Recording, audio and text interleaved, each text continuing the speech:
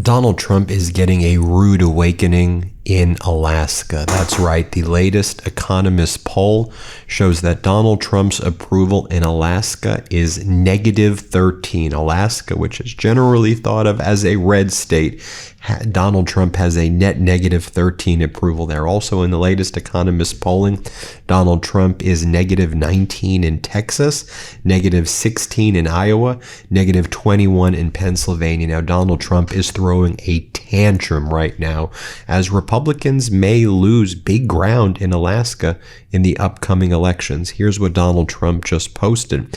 The wonderful people of Alaska desperately want to restore free, fair, and honest elections in their great state and get rid of their disastrous and very fraudulent ranked choice voting, and accordingly will vote to repeal ranked choice voting in the November 3rd, 2026 election. I want to congratulate the many hardworking American First Patriots in Alaska, including my friends, Governor Mark Dunleavy, Senator Dan Sullivan, Congressmember Nick Begich, and Alaska GOP Chair Carmela Warfield, who are working tirelessly to restore true democracy to Alaska elections. If you can't win with the current rules of the game, Donald Trump's plan is just throw those rules out in the garbage. You know, interestingly, Donald Trump mentioned somebody by the name of Nick Begich right there, who's part of this Alaska political family that just perennially has people, run for office there and then destroys the people's lives in Alaska, right? I'll give you a quote right now from Begich. Begich said back in June of 2025, tariff-driven inflation hasn't materialized, he says, and everything is going great. In fact, inflation is cooling, Begich said. And this is what MAGA Republicans think about the people of Alaska. People there are suffering. There's a reason why Donald Trump is net negative 13. Now, Donald Trump has sent his biggest campaign recruiter, and his top campaign guy is a guy by the name of Scott Presler. And so Trump sent this guy out to Alaska, who's there right now trying to get rid of ranked choice voting. And he's also out there trying to register Republicans to vote. Here's the message that the Republicans are bringing to Alaska as they're clearly panicking with the latest poll numbers. Play this clip. Hey everybody, this is Scott Presler. I'm here with Jenny Beth Martin. We are in Anchorage, Alaska, with a very respectful and peaceful message to our Republican Senator Lisa Murkowski. Please, with our elections not having proof of citizenship nor photo voter ID, we just want to make sure that one vote equals one ballot and that no vote is going to be diluted by a fraudulent or illegal alien ballot. Now, we should also remember that Alaska was the location where Donald Trump brought Vladimir Putin, and then Donald Trump and Putin, collusion in plain view in Alaska. Then Donald Trump was acting as though Alaska was part of Russia. Remember, and Donald Trump's like, well, I'm going to get back to the USA after this meeting. Dude, you're in Alaska. That is the USA. Here's just a quick reminder of Donald Trump and Putin in Alaska. A very shameful day in American history indeed. I'll show you this clip right here.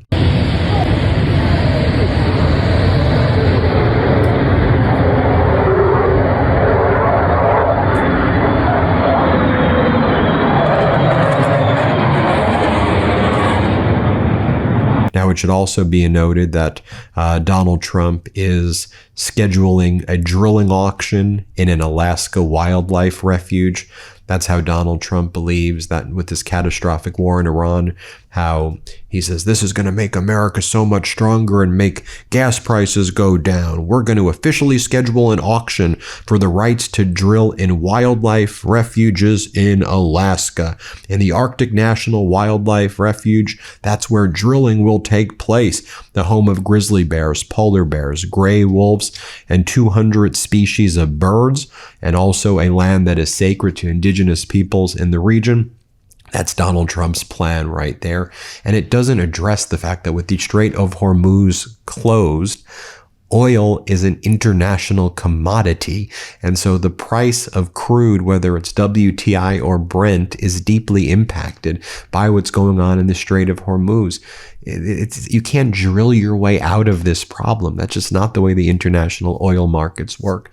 So I want to bring in Bill Hill, an independent. He's running very close, neck and neck with Begich for this Congress seat. It's the Alaska at-large Congress seat. There is a primary coming up in the next few months, and then they're going to have the general election. And Bill Hill, is surging in the polls as Donald Trump is crashing in the polls. So let's bring in Bill Hill. Bill Hill, great to see you, Bill. I got a lot of questions for you about this race, about Alaska. But maybe you can just tell me from the outset, how are the people of Alaska? Like, what's going on right now in the great state of Alaska? Oh, yeah. I mean, Alaskans are hurting. You name it. We're seeing the price of everything increase here, and Begich has just voted against our best interests over and over again. You want to talk about healthcare and Medicare? He's voted against those things. Alaskan families, a large number of Alaskan families have about an average of a $900 a month increase with the lack of passage of the ACA tax extensions. And I know my family couldn't absorb that kind of an increase. So Alaskans are hurting. And then you throw on top of it this war that's just driving the price of fuel up. A lot of our communities are off the road system, and you can only get to them by flying there with a small plane. Some of the communities are actually running out of fuel, and the price of that fuel is extremely high. Some of our communities, it's probably more than $13 a gallon for gas and diesel heating fuel. So we're really getting crunched hard. And the hardworking Alaska is a hardworking place, but man, it's tougher and tougher to make ends meet, even if you're a hardworking Alaskan, and especially with the votes that Begich has done. It's just really putting the crunch on us, and we need a change. Bill, talk to us about this election, how important it is, who else is in this race, and when you're traveling around Alaska, what are you hearing? I'm hearing a lot of disappointment with Begich and his term in office, his first term in office. I'm hearing that he just doesn't connect with the Alaskan people. He doesn't represent them well, and he's really not connecting with Alaskans. Me getting into the race, it's really about, this is personal for me. I have four children, 7 grandchildren. Whoa, sorry about that. I'm really worried about the fact that our state is a place where it's going to be very difficult for them to work hard and build good lives. And we need people who are going to be fighting for Alaskans every day in Congress. And that's not what we have. We have somebody who's there to sidle up to power and special interests and big money. And so I jumped into this race because Alaskans need somebody who can really fight for them every single day. The hardworking Alaskans are just getting left behind by what's happening right now. There is a Democrat in the race as well. He's a pastor out of Anchorage. His name is Matt Schultz. And I think my campaign is just doing everything it can to show that we have the strength to beat Nick Begich and his millions of dollars.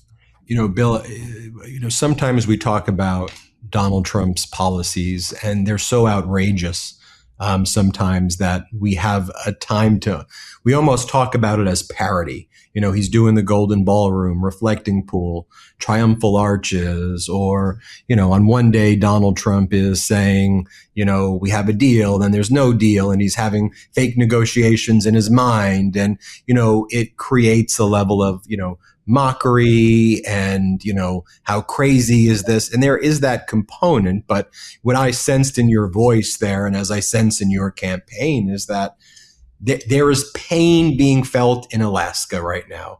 And this is a state that you love.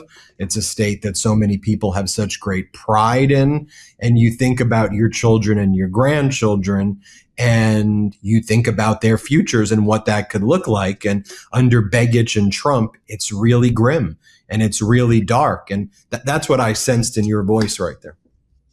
Absolutely. And, Alaska is such a unique state. I mean, and it's so massive. We have over 200 communities that you can only reach by air, by small plane. If you cut Alaska in half, Texas would be the third largest state in the union. And so it's a very big, very diverse state with these very remote communities. And then we have some large urban centers. So serving the state of Alaska means you need to be able to represent just this amazing variety of people, because Alaska has one seat. And currently Nick Begich holds it, and he's not doing a good job for Alaskans. And I personally believe that someone who's in Congress should make every vote with the thought of what is best for Alaskans first, and everything else is secondary. And that's what I intend to do. Tell me, as you walk around Alaska, as you drive around, and as you meet people, lots of people there, obviously. Talk to us about what you're hearing, from them. People are just concerned. I was back home last weekend for a couple of days. I've only been home for about 2 weeks since January when we launched this, but I had to go home because we were out of heating fuel at my house, and there was no heating fuel available in our community for purchase. So I had to transfer heating fuel from our business to our home in order to make sure that we had heat and hot water. Not only are we seeing really high prices, but we're also seeing real instability in the systems that deliver the goods that Alaskans need. Alaskans are hurting. You hear it around the state. There's real fear in the ability for us to be able to sustain our lives. And there's a real disappointment in what's going on in our government. We feel like the government and the politics have left the working people behind, and you're just hearing it more and more every day. Tell us, before we go, a little bit about your background, why you decided to run, and where can people learn more about the campaign, Bill? And any final words you want to tell our nearly 7 million subscribers. Great. Well, my name's Bill Hill. I'm a lifelong Alaskan Dena'ina Athabascan. I grew up in a real bush frontier lifestyle. If you think about chopping wood and packing water, no electricity, no telephone, no TVs, running dog teams, that was the lifestyle. I have spent my entire life commercial fishing since the age of 8. I've been a 25-year educator in our state as a teacher, principal, and superintendent. I've been a construction worker, and I'm a small business owner with my wife. Most importantly, the father of 4, grandfather of 7. I'm concerned about our nation. I'm concerned about Alaska's representation in Congress. And I think we need a real change. We need a change that really improves lives for Alaskans. You can contact my campaign or see more about what we're about and how we can truly represent all Alaskans and the hardworking Alaskans by going to billhillforalaskans.com. We'd appreciate it if you'd take a look at our race, take a look at what we're about, and show how we can tip this seat away from the Republicans and regain it for the American and the Alaskan people. Bill Hill, thank you so much for joining us. We appreciate you. Everybody hit subscribe here. Let's get to 7 million subscribers. And check back in, Bill. We want to hear more updates on the campaign. Absolute pleasure. Thank you so much for the invite, and I look forward to speaking to you in the future. Everybody hit subscribe. Want to stay plugged in? Become a subscriber to our Substack at MeidasPlus.com. You'll get daily recaps from Ron Filipkowski, ad-free episodes of our podcast, and more exclusive content only available at MeidasPlus.com.